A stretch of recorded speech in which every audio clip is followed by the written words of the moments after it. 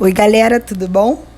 Então, na aula de hoje nós vamos falar sobre fontes de energia, tá certo?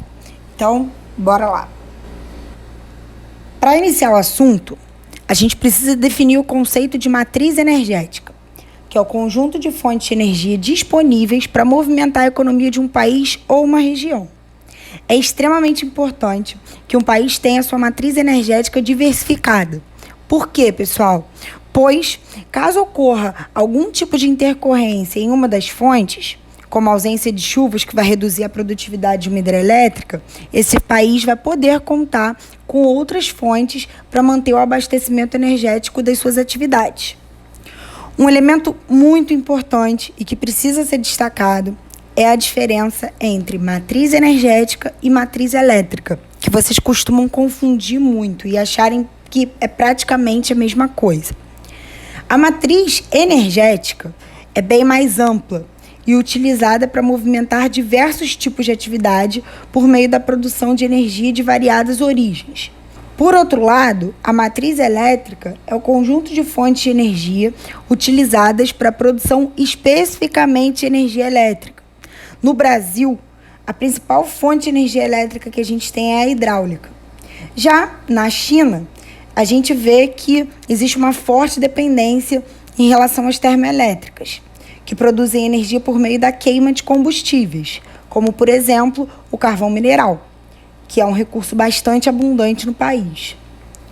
As fontes de energia, sim, elas vão poder ser classificadas de acordo com a matéria-prima que as movimentam e com o potencial de poluição. Em relação à matéria-prima das fontes, a gente pode classificá-las como renováveis ou não renováveis. Uma fonte renovável é aquela cuja matéria-prima se renova constantemente e não se esgota, como a água, o vento e a luz solar, por exemplo. Já uma fonte não renovável é aquela cuja matéria-prima é finita ou demora um tempo muito extenso para se renovar, como é o caso dos combustíveis fósseis. Em relação ao potencial de poluição, as fontes podem ser consideradas limpas ou poluentes. Essa classificação vai variar de acordo com o impacto ambiental que essa produção energética vai gerar. E precisamos lembrar que um dos principais critérios analisados é a emissão de gases poluentes para a atmosfera. Dá uma olhada aí nesse slide, que é um gráfico de pizza, né? No qual vocês podem ver como na verdade, se organizava a matriz energética mundial no ano de 2016. E aí vocês vão identificar a grande dependência do mundo todo em relação aos combustíveis fósseis, que são petróleo, carvão mineral e gás natural, que a gente vai falar um pouquinho melhor na próxima aula. Essa informação é preocupante a partir do momento em que lembramos que essas fontes não são renováveis e que a queima do petróleo e do carvão mineral libera, dentre outros elementos, uma grande quantidade de dióxido de carbono, que é um gás importante na intensificação do efeito estufa, que vai causar aquele famigerado aquecimento global, tá bem? Ou seja, um aumento considerável na temperatura do planeta. Já nesse slide aí, vocês observam dois gráficos de coluna que avaliam o consumo da energia proveniente de fontes renováveis e não renováveis no Brasil e no mundo, respectivamente.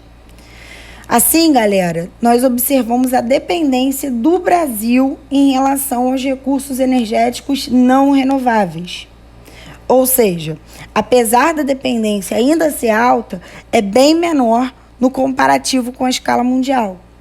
Isso significa que nós estamos tentando reduzir a dependência dos combustíveis fósseis, investindo cada vez mais em recursos limpos e renováveis, como, por exemplo, a energia hidrelétrica e também o biocombustível, tá certo? Mas a gente vai falar disso com mais detalhes mais para frente, beleza? Então é isso, pessoal. A gente fecha por aqui a primeira parte da aula de fontes de energia. Dando seguimento, na próxima aula, nós vamos falar sobre as fontes de energia não renováveis. Beleza? Então, Espero vocês, espero que vocês tenham entendido tudo e até lá. Um beijo!